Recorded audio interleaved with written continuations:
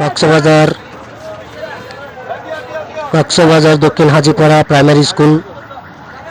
কালকে একটা ছেলে স্কুল পাড়াবার সময় মারা গেছে। আমার আবেদন বর্তমান সরকারের কাছে, প্রার্থনা, এখানে প্রতি মাস যাইতে না যাইতে একটা একটা অ্যাক্সিডেন্ট করে ছেলে মারা যায়, মেয়ে মারা যায়।